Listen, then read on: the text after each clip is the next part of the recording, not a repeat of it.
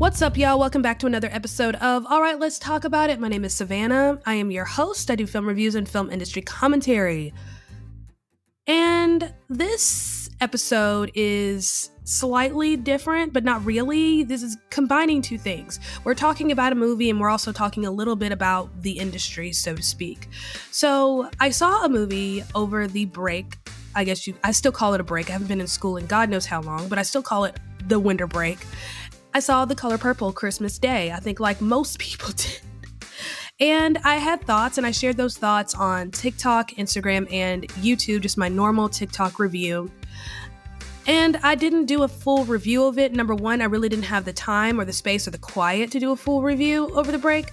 And number two, I really didn't want to. I kind of wanted to just take a little break and just catch up on movies that I hadn't seen, mainly movies that were streaming like Naiad, May, December, and just, relax before we get into the new year and then I get back to business. So I really wasn't all that interested in recording a full review. I felt like I said what I needed to say in the TikTok review. But I feel like there's much more to say here. I wouldn't say there's controversy surrounding The Color Purple, but there's definitely conversation. So here's the thing. The Color Purple opens Christmas Day at 18.1 million.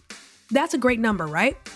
For me, I'm like, yay, you made money on the day when most people have the day off, like one of the biggest movie weekends of the year. Like, good for you, right? But that's still a good number. It's the second biggest opening, I think, for Christmas Day opening, I should say. I think that's something to clarify here because there are plenty of movies that have made more money on Christmas Day, but this is the second biggest Christmas Day opening of all time. And this is actually the biggest Christmas Day opening since 2009. So that's huge, right? And that big number, you would think this movie is going to be a hit. However, that was on a Monday. Then we get to Tuesday and the box office drops 61%. And I remember posting on this app I'm on called Criticless and asking, people who are much smarter with the box office than I am, like, is this good? Like, this doesn't look good. And one of the guys that I follow on there, OMB Reviews, he's like, yeah, it looks like it's going to be a flop. I'm like, okay. So I decided to just wait. I thought this would be something interesting to talk about, right up my alley, looking at numbers, seeing how movies perform, and also seeing how that works within the culture and what's shifting and what's moving. But I decided to wait. I wanted to see what it would do. So 18.1 million day opening, very front-loaded. Drops 61% the next day and then continues to drop. They get a little bit of a boost come the weekend right before New Year's and a little bit of a boost New Year's Day. Well, that 7-day difference from Christmas Day to New Year's Day, a drop of 82%, I believe it was. It was somewhere in the 80s. That's not good. What's going on? What's happening? Like, this was supposed to be a bona fide hit. I figured people would be lining up to see this. We all know what The Color Purple is. People love Taraji P. Henson. Oprah and Steven Spielberg gave, their thumbs up, their approval. Their names are attached to it as producers. And, Oprah has been promoting the absolute heck out of it. And the cast, what they've been able to promote because, the strike ended in November. They're delightful to watch. They seem to get along, have great chemistry. Like, they seem to be fun when it comes to interviewing. Halle Bailey is in this. She was in Little Mermaid earlier this year.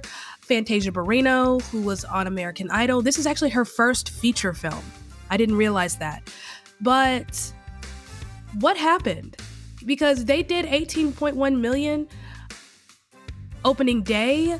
Their first weekend comes around and they don't make more than, I think it was like 11 million that opening weekend altogether, and it has not recovered. It's at a point now where it's not even making $1 million a day. It's out of that 1 million club.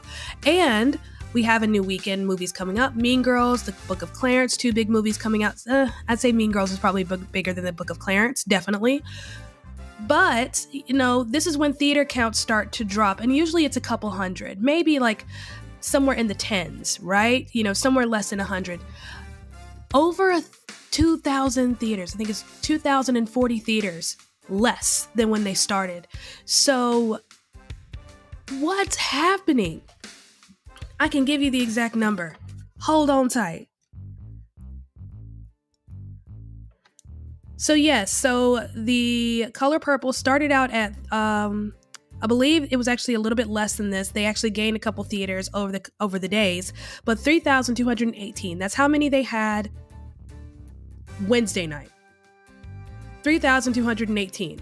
Now, what they're dropping for the weekend, they dropped 2,040 theaters and they now only have 1,178 theaters. That's not good. This movie debuted at number one day one and has not been back number one since. It dropped out of the top 3 very quickly, and now it's struggling to stay in the top 10. What happened? I'm going to give you my thoughts on the movie, just somewhat expanding on what I've already said, and then we're going to talk about this shift and this drop. Because figuring out the why and understanding the why, I think is going to help Black films in the future. So stick with me.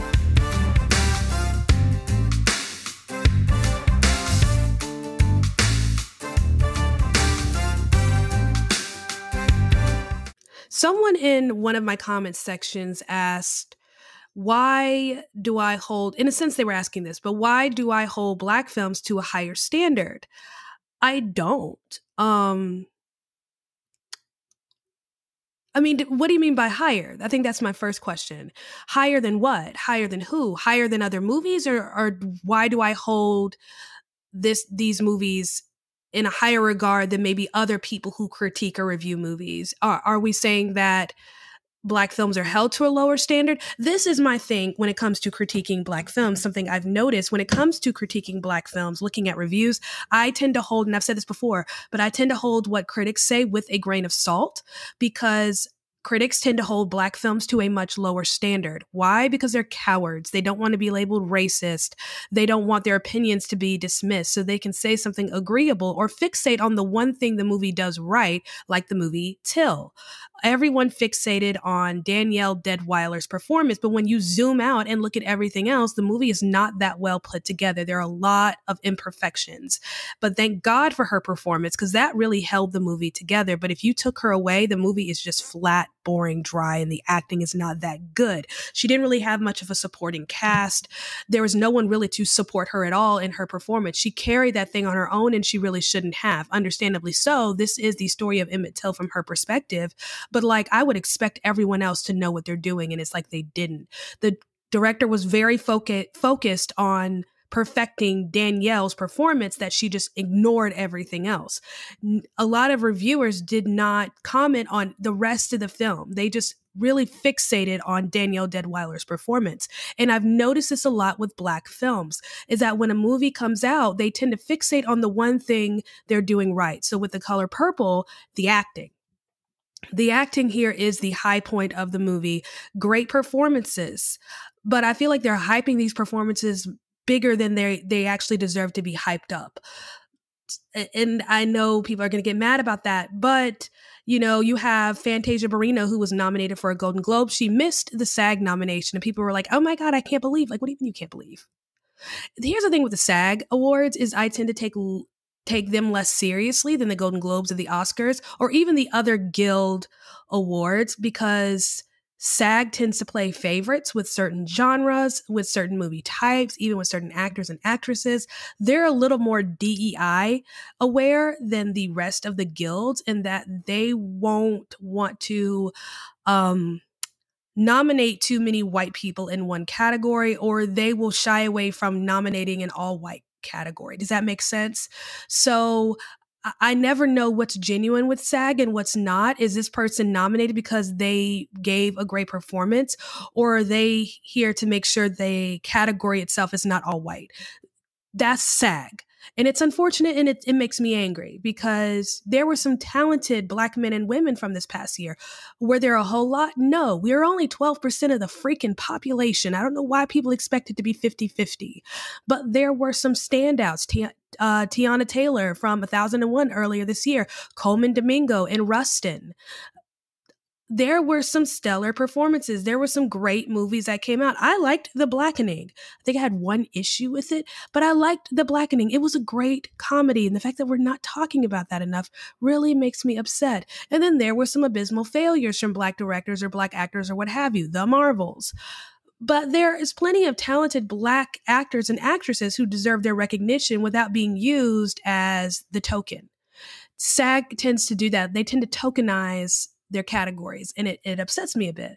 And I got a little off tangent, but Fantasia Barrino missed the SAG nomination. However, Danielle Brooks has been nominated across the board, critics associations, film societies, Golden Globe. She got a nomination for Best Supporting Actress, and also for the SAG nominations. Now, my personal opinion with the supporting actress field, I feel like that's the weakest field of the year. Not to discount her performance or invalidate it anyway. I think she did a good job, but for me, it wasn't Oscar good. Not in comparison to the rest of the women nominated, who I felt like gave, beginning to end great performances, whereas Danielle Brooks' performance, I felt, was a little spotty. She had moments of greatness, like a great scene, but her greatest scene, which I think people are like, oh my God, she did so well. Oprah did the exact same scene and she did it better. It's a very memorable, very heartfelt. There's something about it that kind of hits to the core, that scene at the dinner table right before Celie leaves Mr. That was like her best scene. And I think that's the scene where people are like, oh my God, she totally deserves an Oscar. I don't know. Like, I'm sorry. I've seen a lot of movies this year and I've seen a lot of supporting actresses give performances that were stellar from beginning to end, and they didn't just have one great scene. But I digress. It's the acting that a lot of critics are seeming to focus on, and they ignore everything else. This is typical with Black films and critics. They don't want to be called racist. They don't want to be dismissed. They don't want to be treated as just another white person with an opinion and yada, yada, yada. Black films are not held to the same standard. Black films aren't held to a high standard at all, which is why you have issues or things that happen like The Color Purple, where people have these high expectations come awards and it doesn't happen. And they're like, why? Because your movie wasn't that good to begin with. It was never that good. Don't let the critics fool you. The critics don't want to be called racist. They'd rather call the movie good when it's not than be called racist. Now, is The Color Purple a terrible movie? Not in the slightest. It's entertaining. It's a crowd pleaser of a movie. There are just certain things about it that just didn't work in terms of calling this a Best Picture nominee. When looking at the other films that are being considered for Best Picture, The Color Purple doesn't fit for me. It's not a total package film. It's just not. There were some choices in terms of framing during the musical numbers. It was almost like he was afraid to kind of capture the performances. It was like he was afraid to take risk with the camera. It was very standard, very basic, but not like, someone who is a professional who knows how to work the basics and make them look good. But this was someone who was afraid to take the necessary risk in order to capture the magnitude of these dancing numbers, really capture the color and whatnot. I didn't like the way the movie was, the way he framed a lot of these musical sequences. And then also with the musical sequences is that everything in between the music was very dry, very lifeless. There wasn't much of a narrative or a plot. The movie kind of rushed itself, which is kind of typical of musicals, but they still leave room for a narrative and a story. This movie really didn't do that. He used the musical numbers as fillers, as transition points in order to move the story along because the narrative couldn't do that. It's very front heavy with musical numbers, and then we get to that midpoint where we're seeing less musical numbers. The singing's great. The songs are good, not memorable at all. But the only memorable song is the song Workin', which is now trending on TikTok. It's viral. Everyone's creating their own little moves to it. And, it's fun. It's a fun little number. But that's the only memorable song from The Color Purple. And I believe that song is not eligible for award contention. I can't remember why. I can't remember if it's because it's not submitted or if it's not an original. Again, I didn't see the stage play. But the director just seemed out of his league. I felt like this could have been done better by like a Baz Luhrmann. A Rob Marshall who directed The Color Purple, but he also did Chicago and Memoirs of a Geisha. Like, I feel like this would have been more his alley. This should have been handled by someone who knows how to shoot musicals, someone who knows how to direct musicals, someone who knows how to take a musical and turn it into a cinematic narrative. This director didn't know how to do that. It was very evident to me that this director was in over his head. The director really didn't know how to direct the shots. He didn't know how to frame the shots. He really didn't seem to understand blocking all that well. It looked like I was watching a bunch of little music videos. It was very episodic because there wasn't really a plot. There was nothing tethering these scenes together. It was just very episodic. Like we were watching like little different stories and we were supposed to piece them together ourselves. The director was out of his league, but we're living in, it's 2024, right? This was 2023. We're living in a time right now where people are very picky about who tells quote unquote Black stories. They need Black directors to tell Black stories. Well, this Black director, I believe, is Ghanaian or Nigerian, one of the two, but I believe he's from Ghana. Nope, yeah, he's from Ghana. I remember seeing his bio and it said Accra, Ghana. It's one of my favorite things to say is Accra, Ghana. Don't ask me why. But yeah, it's one of my favorite things to say. And even still, you'll have people within the Black community who are very picky. Well, he has to be ADOS, an American descendant of slaves, I think is what it means. So it can't just be any Black person. It has to be a Black person who is the descendant of a slave. And it has to be a Black person who is a Black American and African American. You'll even see in some conversations where people get mad because it's an African who is telling Black stories. I mean, that's what happened with 12 Years a Slave. Steve McQueen is British. And British Black, I don't know what you call them, Black British people, because, they call us Black Americans, African Americans. What do you call yourselves over there when you're distinguishing between, white and Black? Or do you not do that at all? If you're British and you listen to this, please tell me. I'm very curious. Because in the States, I would be called a Black American or an African American. What is the British counterpart to that? But Steve McQueen, who is Black, is British. Blitz Bazawale is Ghanaian. And then you have the young woman who directed Till. I cannot pronounce her name for the life of me. Beautiful name, though. She's Nigerian. She's born in the States, but she's Nigerian. She is first generation American, if I'm not mistaken. So she doesn't have the history of slavery that we all have. And apparently having this history makes us great storytellers. It means we're the only ones who are able to tell our stories. We're the only ones who are able to interpret the culture correctly. I don't buy that. I don't believe in that. Either you're a good storyteller or you're not.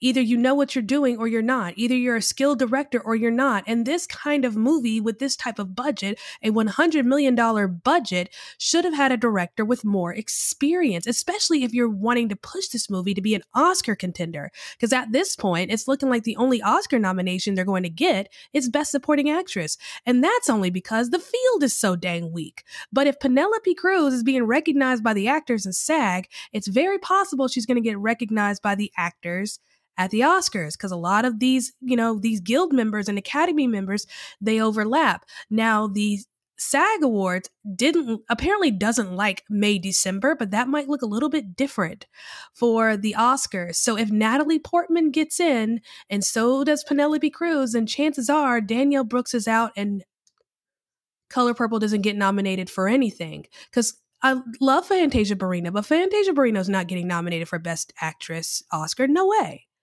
No way. That field is stacked. And her performance was good, but it's not Oscar good. But she got nominated for a Golden Globe. Yeah, in a field of 12.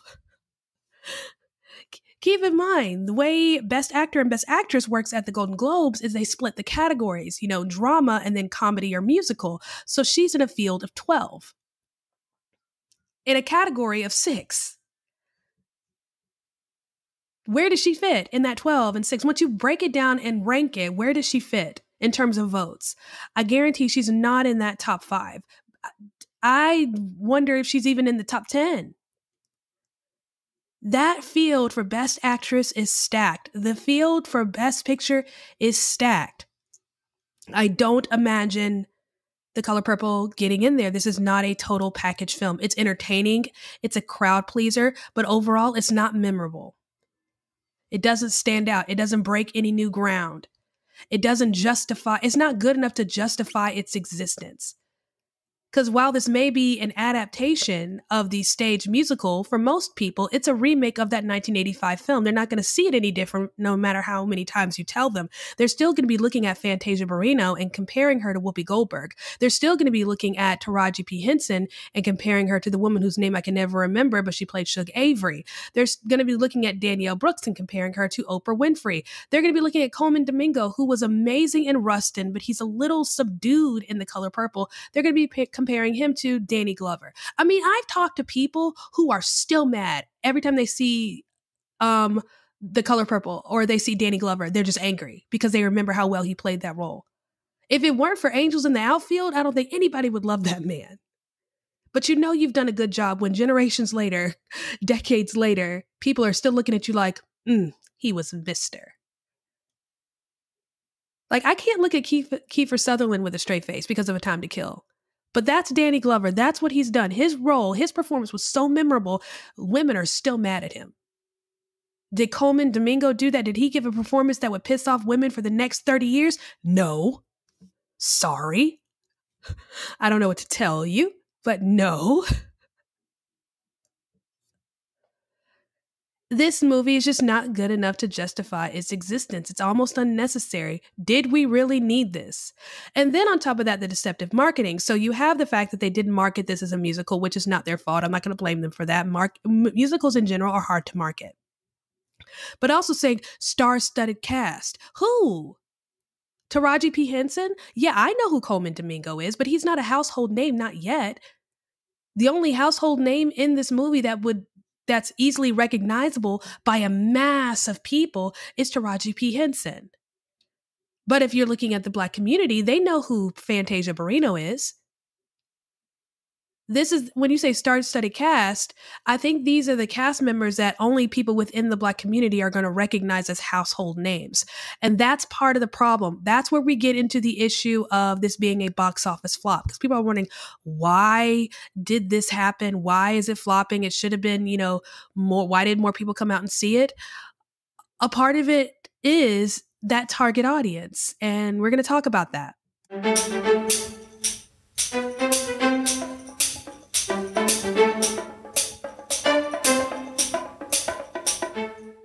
One of my favorite things about this time of year, and it being award season, right, is you'll see a lot of campaigning and conversations and interviews with a lot of actors, directors, and producers.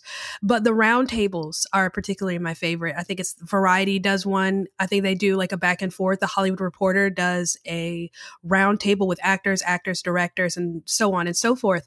And I love listening to them talk about the movies they've been in over the past year because I love the process. And what they talk about is not just how entertaining it is, but also the process, especially talking to actors and what it took for them to get into the character, the steps they took, methods they used, how long it took, and just the collaboration efforts, especially listening to Emma Stone, who was in Poor Things, talk about the process of creating Bella with Yorgo Lanthimos. I love it. But Barbie, especially Margot Robbie, and I love listening to her talk about Barbie, this passion project that they really had to pitch to Mattel and Warner Brothers, like, we can do this. Like, we want you to invest in this, but not just convincing them that this was going to be a good movie, but that it would be a quote unquote four-quadrant film. What does that mean? A four-quadrant movie. It's just a fancy way of saying that we are going to create a movie that appeals to everyone. Well, the four quadrants are, you have men over 25, women over 25, men under 25, women under 25. Now, obviously within those groups, you have little niches and whatnot, but those are your four main demographics, your four main target audiences to think about when creating and pushing out a film. For example, most of your superhero movies are four-quadrant movies. They appeal to the masses. Now, they might be more directed towards men over and under 25, or men in general, I guess you could say. But for the most part, they have mass appeal. Everybody likes them. Oppenheimer, four-quadrant movie. This is one of the reasons why Marvel does so well. Four-quadrant movies. Super Mario Brothers, four-quadrant movie. These are movies that appeal to the masses. Disney movies, for the most part, are usually four-quadrant movies. Even their animated films. Even though they're mostly for kids, there's something about it. I think because a lot of us, we grew up with it. So there's a draw to it. Like, I can't wait to see Inside Out 2. I can't watch Inside Out. I watched it for the first time this past summer and I cried. What is it with Pixar doing that? I'm sorry, tangent. But why does Pixar do that? Why does Pixar keep creating these movies where I just cry? Like the end of Toy Story 3? I won't even watch Toy Story 4. I'm so mad. I feel betrayed. Up? Are you serious? Took some friends and we went to go see it on my birthday, whatever year that came out, and they were so mad at me. But anyways, four-quadrant movies that appeal to the masses. Now, when it gets a little tricky is when you have movies that are designed to appeal to one quadrant or two, which is fine. But when you're creating a movie that's only designed to appeal to a certain demographic, like no one else is going to watch this. Women aren't really going to be interested in this. Women under 25 are not going to be interested in this. Your budget needs to reflect that. And that's been a big issue in 2023 is you have these studios spending four-quadrant money on one-quadrant movies. The Marvels, for instance. Now, I said before, the reason why Marvel's movies do so well is because they're typically four-quadrant movies. Now, they're movies that are usually directed at dudes, but the thing with movies directed at dudes is they still have mass appeal. Even though they're mainly for guys, girls enjoy them too. Whereas the opposite doesn't always work. Movies that are directed at girls, boys aren't always that interested in. That's just how it is. I'm sorry. Some people are like, well, we need to change that. No, we don't. It's okay that men and women are different. It's okay that we have different interests. It's okay that the things that women love, men find no interest in. That's okay. That's normal. That's natural. It's okay. But the problem with the Marvels is it abandoned that four-quadrant model and decided they wanted to focus and target this movie towards women under the age of 25, specifically women under the age of 25 who are not interested in superhero movies. Because the Marvels already had a well-established female fan base, loyal female fans who are going to see a Marvel movie regardless, but then you get this movie that's supposed to be for them and it doesn't look like it's for them. And instead it looks like it's every other crappy female-led movie with insufferable female characters who are two-dimensional. And it looks like some kind of teeny bopper superhero version of Sleepover. I love that movie, by the way. I don't mean to insult it, but you know what I mean? Marvel, for whatever reason, decided we're going to abandon our core male audience and create a movie that only a slim part of the population is going to love, and we're going to spend over $200 million to create it. On what planet? Dude.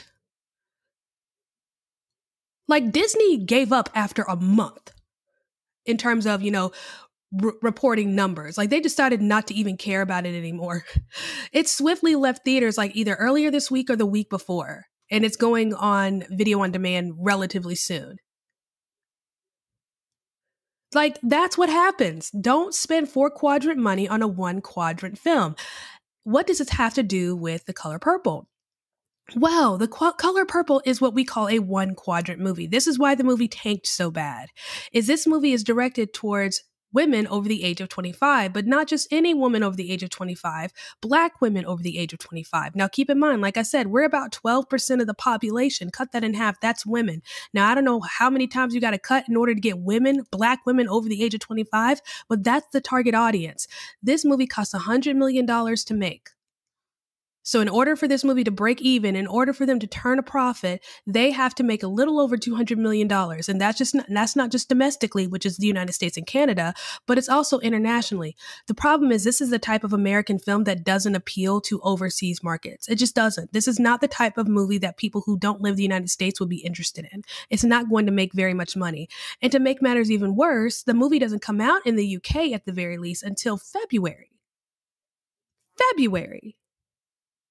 Every other movie that's come out this year, their international release dates are either before the American date. I think Wonka was one of those, where the movie was released overseas before it even got to us. I believe Trolls was also the same way. Or it's released overseas and in the United States, same weekend. But no, we're almost 2 months until the rest of the world sees it. And I know they're probably regretting that decision because, again, this movie is not making any money. It was very front-loaded. Again, front-loaded meaning it made a whole lot of money day one and almost nothing after that. I believe the percentage, its total box office, the percentage that is, it's that day one opening is like 33%. That's not good. And on top of that, it dropped over 2,000 theaters. So they're anticipating this movie to not make that much money. It's becoming way too expensive for theaters to keep, and Warner Brothers is losing way too much money on it. They know this is DOA. They know this isn't going to make any money. The question is why? This is what happens when you spend four-quadrant money on a one-quadrant film. Not even a full quadrant. We're talking about a sliver of a quadrant. So this is supposed to appeal. The target audience here is Black females. So what happened day one is the vast majority of people who wanted to see this movie, they saw it day one or day two. It's never made more than what it made day two. Day two was like 7 million, give or take, somewhere around there. It's never made more than that on a single day. Never. So pretty much everyone that really wanted to see this movie saw it day one and day two, and everyone else says, oh yeah, I'll make time for it. Okay, yeah, I'll go see it. Sure, why not? Well, I want to support the movie, so I'm going to watch it again. Like, that's who's coming to see it. And it's mostly Black women and their children whom they bring along. The movie is PG-13. And they tamed a good chunk of the story to appeal to a younger audience, to make it appropriate for them as best they can, given that this story really is about domestic violence and all other sorts of things. But yeah, they created a movie that was designed to appeal to a very small portion of the country. And they spent way too much money. Why would you spend that much money on a movie where the target audience doesn't have enough capital to push it to break even? So you have this movie that's targeted at Black females, specifically Black females over the age of 25. And these Black females, not only do they have to like musicals, but they also have to be okay with remakes.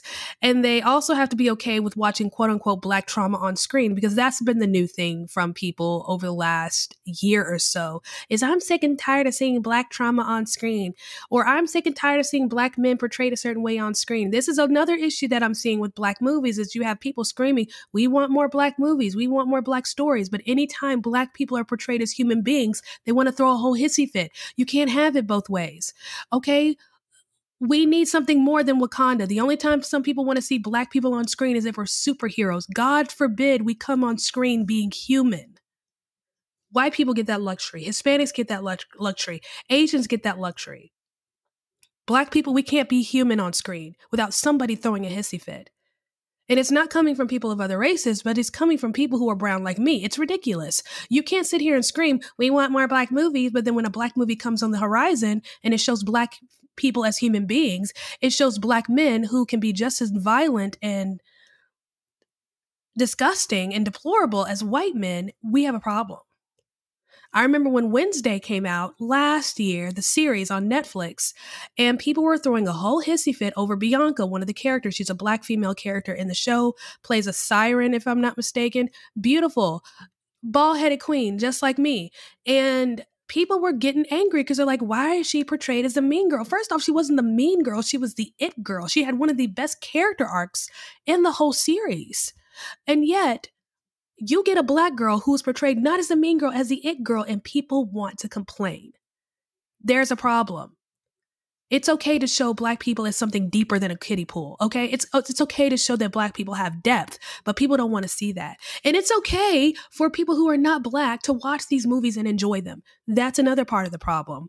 The problem with this movie, number one, is you have a whole bunch of money that's spent on a sliver of a quadrant. And on top of that, they never broke out of that sliver of a quadrant. They never were able to reach outside of that target audience and never broke out of that target demographic. It wasn't like they were able to reach white women or white men. Whereas if this were a Tyler Perry movie, because I remember I used to work at a movie theater, and when a lot of the Tyler Perry movies were coming out, you'd be amazed. Plenty of white people coming to see these movies, and mainly because they had a Christian theme to them. So that was what attracted them to it. Also, the gospel nature of the movies. Really, people love it. They love that. Even if that's not their normal Sunday, gospel music in general, people love it. So if this were like a Tyler Perry movie, you'd have a lot of white people coming to see those movies. His movies tend to have a little more of a mass appeal.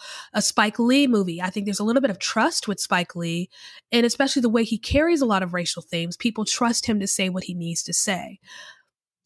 Trying to think of something else. Wakanda Forever, Black Panther. These movies have mass appeal, but this movie has a very narrow appeal. It's not appealing to the masses. And when Warner Brothers tried on TikTok to reach outside of that target demographic, people threw a hissy fit.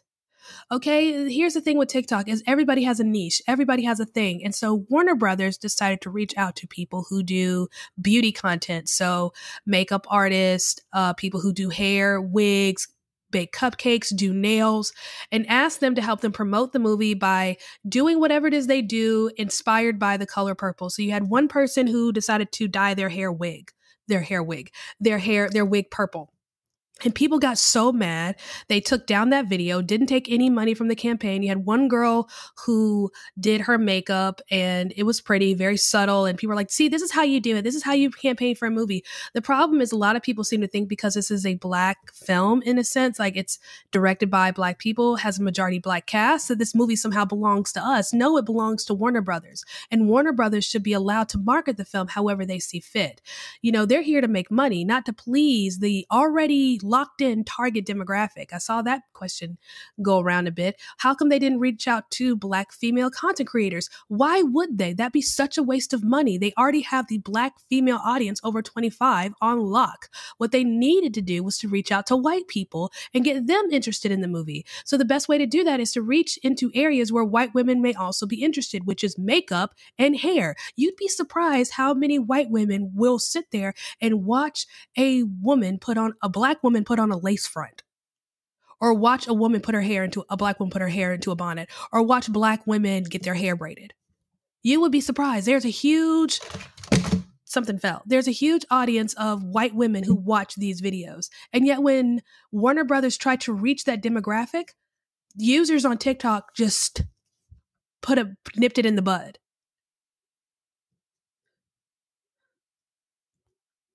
It's ridiculous. So why did this movie flop? The answer is very simple. They spent four-quadrant money on a one-quadrant film that's designed to reach not even half of that quadrant. The budget's too big. The budget is way too big for the target audience. This movie shouldn't have cost them more than, maybe $35 million. If you knew your target audience was that tiny, $35 million should have been your go-to. When it comes to budgeting for a film, you always have to look at the return. What's the profit going to look like? If this is our target audience, is it worth spending this much money on it? Nobody was asking those questions at Warner Brothers, apparently, when they said, yeah, this looks like a great movie to spend $100 million on. They can't even hit 6 million, bless their heart. 60 million. This thing should have hit 60 million after its first weekend. This thing should be on its way to pass 100 million. This movie should be on its way to breaking even. Instead, it lost over half of its theaters. And they're preparing to cycle it out. I give it maybe 3, maybe 4 more weeks. Maybe to mid-February, this movie is not going to be in theaters much longer. And if this movie doesn't get a Best Picture nod from the Oscars, and those nominations come out on the 23rd, I don't imagine this movie is going to be in theaters much longer, because at this point, that's why the movie is still in theaters. It's to get as many people seeing it, hopefully industry people who vote. I don't think they can justify spending any more money on this movie, especially when they're not getting a return in the box office. So their best hope is to keep it in theaters as long as they can, and hoping that people who do vote in the Oscars, because voting opened yesterday, that they see it and they take some things into consideration. But if there isn't a Best Picture nod in 2 weeks, I imagine this movie is not going to be in theaters much longer. But hopefully this is a lesson learned from Hollywood. Stop spending four-quadrant money on one-quadrant movies. If you're going to, have a musical, take the plunge. Take a risk and market it as a musical. Do what Matilda did, Netflix with Matilda. They took one little 30-second sequence from that movie, put it on TikTok, and that thing went viral. People ate that little dance scene up. Ate it up. There is one song in this movie that they could have used as a viral movement, as a marketing promotional moment on TikTok prior to the movie's release. But they didn't. They didn't capitalize on that at all. Instead, you have people who were in the movie theater recording the scene with their phones and posting it to TikTok when Warner Brothers could have taken control of that. I mean, I am all for wanting more quality Black films. It would be a nice thing to see, but we have to be realistic in terms of budget. If we're creating Black movies that are targeted towards Black individuals, the budget needs to reflect that. We're only 12% of the population. Unless you're creating a Black film that has four-quadrant appeal, there is no reason to spend more than $50 million on the dang budget. So hopefully they learn some things. Want to advertise on this podcast? Check the episode description to see how you can be featured on the next episode.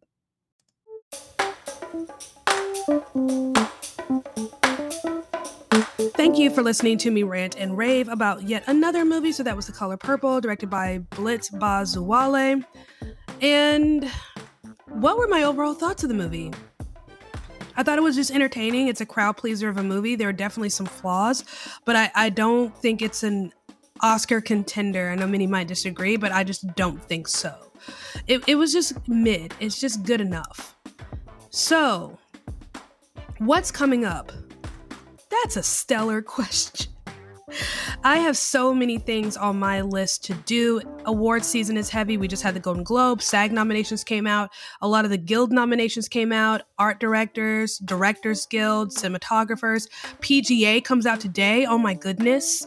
And then we get Oscar nods in, I think, less than 2 weeks. Critics nomination, the Critics' Choice Awards are this Sunday on the CW, so I probably won't be able to watch that. I don't have access to anything CW related. Yeah, that's the best I got. So for those who didn't watch the Golden Globes, it was on Paramount Plus. I was wondering how they were going to do that. They played it live. So Paramount Plus has a live TV option where you can watch, the shows that they own through the app, so CBS related shows, and that's how that worked. And it'll be interesting to see how Netflix works with the SAG Awards. Now, why the Oscars are still doing, let's play it on live television. Most people don't watch live TV anymore, okay? Everyone is streaming something. Just put it on Peacock or Disney Plus and play the thing live so we can watch it. Like, why can't we do that? I don't understand, because it's still ABC last time I checked, which is owned by Disney. But who am I? So I saw The Book of Clarence last night. I saw Mean Girls. I posted my little mini reviews for those on TikTok, Instagram, and YouTube. So check those out. I don't think there's really much more to say about Mean Girls, honestly, more than what I said.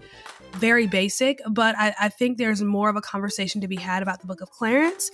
I'm going to give it the weekend, and then I'll come back to y'all on Monday with that one. And then I'm seeing, I think next week is ISS with Ariana DeBose. And I think Chris Messina is in that as well. Whoever his agent is, he needs to buy him a steak dinner. Chris Messina has been in a lot the last year. He was in Air last year, which got a little bit of recognition from the Golden Globes in terms of nominations. He was in The Boogeyman, and he was in a little independent film with Casey Affleck called Dreamin' Wild. And now he's in this movie. At least it looked like Chris Messina. We're going to hope it's Chris Messina because I don't feel like looking it up right now. And then the week after that, I'm seeing Beautiful Wedding. So if you don't remember the movie last year that came out, Beautiful Disaster, this is a sequel to that. It is not based on any book that has come out from that series. The way they got married in the book series is very different than what they're doing in this movie, but I will be seeing that. I got my ticket for it. And then I don't really know what comes out the week after that. I can't wait. A movie that I'm really looking forward to seeing, and I can't believe I'm excited about it, but Madam Web, or whatever we're calling it, with Dakota Johnson and Sydney Sweeney. I'm looking forward to that, honestly. But yeah, that's what's coming up. I need to give y'all a little recap on the Golden Globes, or at least what I thought, how I did in terms of predictions. And It's a lot of award stuff coming. I've never been this invested. Usually I'm just invested in the Golden Globes and the SAG Awards and the Oscars, but like I am paying attention to everything. There's so many things to talk about. So bear with me while I collect all of my thoughts. But let me know what you thought of The Color Purple if you saw it. Let me know what you think about the budget and how it's doing at the box office. Love to hear from you. But other than that, I love you. You're amazing. I hope your 2024 is going well so far. And I will see you next time.